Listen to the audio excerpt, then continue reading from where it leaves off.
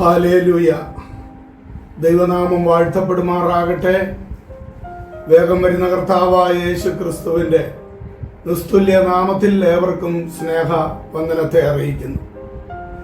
ദൈവരാജ്യവും സാത്താന്റെ രാജ്യവും എന്ന വിഷയത്തെക്കുറിച്ച് തുടർന്ന് ചിന്തിപ്പാനാണ് കർത്താവിൽ ശരണപ്പെടുന്നത്.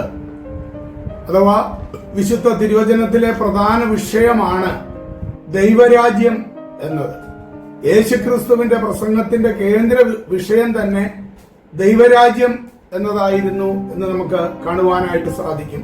സ്വർഗരാജ്യം സമീപിച്ചിരിക്കയാൽ മാനസാന്തരപ്പെടുവീൻ എന്ന് യോഹന്നാൻ സ്നാപകൻ വിളിച്ചു പറഞ്ഞതും മത്തായിയുടെ സുവിശേഷം 3:2 നമുക്ക് കാണുവാനായിട്ട് കഴിയുന്നുണ്ട്. കാലം തികഞ്ഞു, ദൈവരാജ്യം സമീപിച്ചിരിക്കയാൽ മാനസാന്തരപ്പെട്ട് സുവിശേഷത്തിൽ വിശ്വസിക്കുവീൻ എന്ന് പറഞ്ഞുകൊണ്ടായിരുന്നു യേശുക്രിസ്തു തന്റെ പരസ്യ ശുശ്രൂഷ ആരംഭിക്കുന്നത് തന്നെ. മർക്കോസിന്റെ സുവിശേഷം 1:15 നമുക്കത് കാണുവാനായിട്ടും കഴിയുന്നുണ്ട്.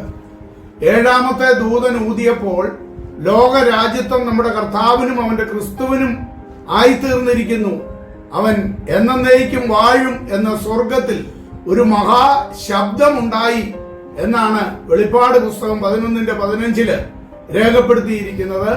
ക്രിസ്തുവിന്റെ വാഴ്ചയെ അവതരിപ്പിച്ചുകൊണ്ടാണ് വിശുദ്ധ ബൈബിൾ സമാപിക്കുന്നത് എന്നും നമുക്ക് കാണാവുന്നതാണ്.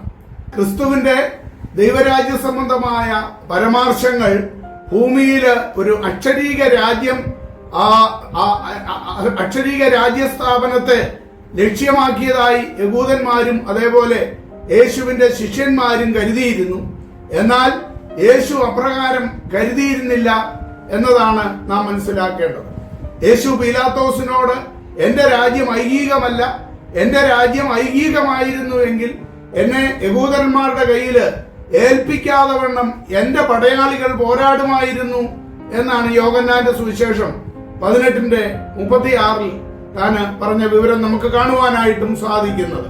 ദൈവരാജ്യം എന്നത് ദൈവം തന്റെ അധികാരവും മഹത്വവും സാത്താന്റെ ആധിപത്യത്തിനും അതേപോലെ ലോക ശക്തിക്കുമെതിരെ തന്റെ അവകാശം സ്ഥാപിക്കുവാൻ ദൈവം തന്റെ സകല പ്രവൃത്തികളിലും സ്വയം ശക്തിയിൽ വെളിപ്പെടുന്നതാണ് എന്ന് നമുക്ക് കാണുവാനായിട്ട് കഴിയും. അതും പരിശോധിക്കുമ്പോൾ നമുക്ക് മനസ്സിലാക്കാവുന്നതാണ്. ദൈവരാജ്യം മൗലികമായും ദൈവിക ശക്തി പ്രാവർത്തികമാക്കുന്നതുമാണ്. ജനത്തിന്റെ ഹൃദയങ്ങളിലും മനസ്സുകളിലും ദൈവം ആത്മീക ഭരണം ആരംഭിക്കുന്നതാണത്. എന്നെ സ്നേഹിക്കുന്നവൻ എന്റെ വചനം പ്രമാണിക്കും, എന്റെ പിതാവ് അവനെ സ്നേഹിക്കും, ഞങ്ങൾ അവന്റെ അടുക്കൽ വന്ന് അവനോടുകൂടെ വാസം ചെയ്യും എന്നാണ് യോഹന്നാന്റെ സുവിശേഷം 14:23 പറഞ്ഞിരിക്കുന്നത്. ദൈവരാജ്യം ശക്തിയോടെ ഈ ലോകത്തിൽ വരുന്നതിനെ കുറിച്ച് മർക്കോസിന്റെ സുവിശേഷം 9:1 1 കൊരിന്ത്യർ ലേഖനം 4:20 പറഞ്ഞിരിക്കുന്നതായും നമുക്ക് കാണുവാനായിട്ട് കഴിയുന്നുണ്ട്. ഈ ശക്തി ഭൗതികമോ രാഷ്ട്രീയമോ അല്ല, അത് ആത്മീകമാണ്. ഏതെങ്കിലും സാമൂഹ്യമോ രാഷ്ട്രീയമോ ആയ പ്രവൃത്തികൾ കൊണ്ടോ ശക്തി കൊണ്ടോ ആക്രമണ പ്രവർത്തനങ്ങൾ കൊണ്ടോ ഈ ലോകത്തെ വീണ്ടെടുക്കുവാനോ പരിഷ്കരിക്കുവാനോ ദൈവം ഒരിക്കലും ആഗ്രഹിക്കുന്നില്ല. ലോകം ഈ യുഗാന്ത്യം വരെ ദൈവത്തിനും ദൈവജനത്തിനും ശത്രുവായി തന്നെ നിലനിൽക്കും എന്നാണ് യോഹന്നാന്റെ സുവിശേഷം 18:16 റോമാലേഖനം 12:1-3 വരെയുള്ള വാക്യങ്ങളിലും നമുക്ക് മനസ്സിലാക്കുവാനായിട്ട് കഴിയുന്നു. നേരിട്ടുള്ള ന്യായവിധിയിലും ശക്തിയിലുമുള്ള ദൈവത്തിന്റെ ഭരണം ഈ യുഗാന്ത്യത്തിൽ മാത്രമേ ഉണ്ടാവുകയുള്ളൂ എന്നതാണ് വെളിപ്പാട് പുസ്തകം 19:11-21 വരെയുള്ള ഭാഗങ്ങൾ വെളിപ്പെടുത്തുന്നത്. 1 യോഹന്നാന്റെ ലേഖനം 5:19 സർവ്വലോകവും ദുഷ്ടന്റെ അധീനതയിലാണ് കിടക്കുന്നത് എന്നവിടെ രേഖപ്പെടുത്തിയിട്ടുണ്ട്. അപ്പോൾ ഈ ലോകം മനുഷ്യൻ പാപം ചെയ്തതോടുകൂടി ഇപ്പോൾ അത് ദുഷ്ടന്റെ അധീനതയിൽ കിടക്കുന്ന ലോകമാണ്. ഈ ലോകത്തിന്റെ മേൽ ഇപ്പോൾ ഭരണം നടത്തിക്കൊണ്ടിരിക്കുന്നത് ദുഷ്ടനായ പിശാചാണ് എന്ന് നമുക്ക് കാണുവാനായിട്ട് കഴിയും. കർത്താവ് ഒരിക്കൽ ഒരു ഭൂതഗ്രസ്തനെ സൗഖ്യമാക്കിയപ്പോൾ പരീശന്മാർ ഇപ്രകാരം പറയുവാനായിട്ട് ഇടയായിത്തീർന്നു, ഭൂതങ്ങളുടെ തലവനായ ബെൽസെബൂലിനെ കൊണ്ടാണ് അവൻ ഭൂതങ്ങളെ പുറത്താക്കിയത്. അതിന് മറുപടിയായിട്ട് ക്രിസ്തു പറഞ്ഞത് ഇപ്രകാരമാണ്.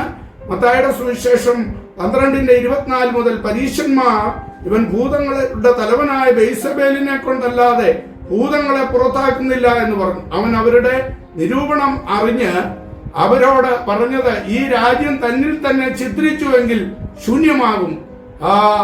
ഒരു പട്ടണമോ ഗ്രഹമോ തന്നിൽ തന്നെ ചിത്രിച്ചുവെങ്കിൽ നിലനിൽക്കുകയില്ല. സാത്താനെ പുറത്താക്കുന്നുവെങ്കിൽ അവൻ തന്നിൽ തന്നെ ചിത്രിച്ചു പോയല്ലോ, പിന്നെ അവന്റെ രാജ്യം എങ്ങനെ നിലനിൽക്കും എന്ന ചോദ്യം. അപ്പോൾ ശത്രുവിനൊരു രാജ്യമുണ്ട്, അങ്ങനെയെങ്കിൽ അവൻ അതിന്റെ രാജാവാണ്. അത് നമുക്ക് കാണുവാനായിട്ട് കഴിയുന്നുണ്ട്.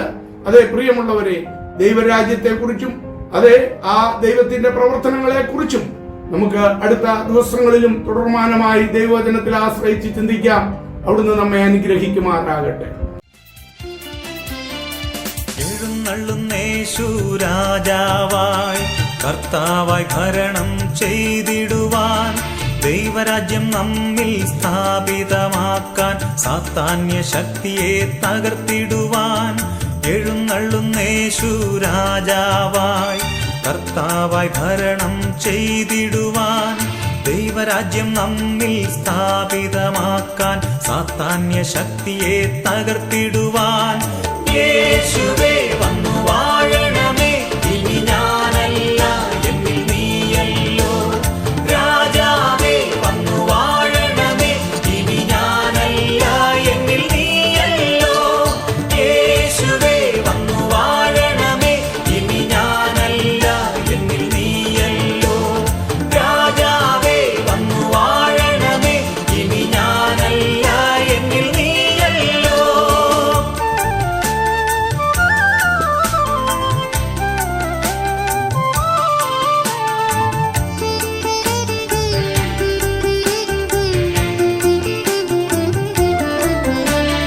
രോഗങ്ങൾ മാറും, ഭൂതങ്ങൾ ഒഴിയും, ബന്ധനമെല്ലാം തകർന്നിടുമേ.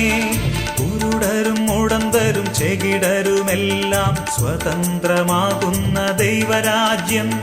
രോഗങ്ങൾ മാറും, ഭൂതങ്ങൾ ഒഴിയും, ബന്ധനമെല്ലാം തകർന്നിടുമേ. കുരുടരും മുടന്തരും ചെകിടരുമെല്ലാം സ്വതന്ത്രമാകുന്ന ദൈവരാജ്യം. യേശുവേ വന്നു വാഴണമേ, ഇനി ഞാനല്ല എന്നിൽ നീയല്ലോ. രാജാവേ വന്നു വാഴണമേ, ഇനി ഞാനല്ല എന്നിൽ നീയല്ലോ. യേശുവേ വന്നു വാഴണമേ, ഇനി ഞാനല്ല എന്നിൽ നീയല്ലോ. രാജാവേ വന്നു വാഴണമേ, ഇനി ഞാനല്ല എന്നിൽ നീയല്ലോ.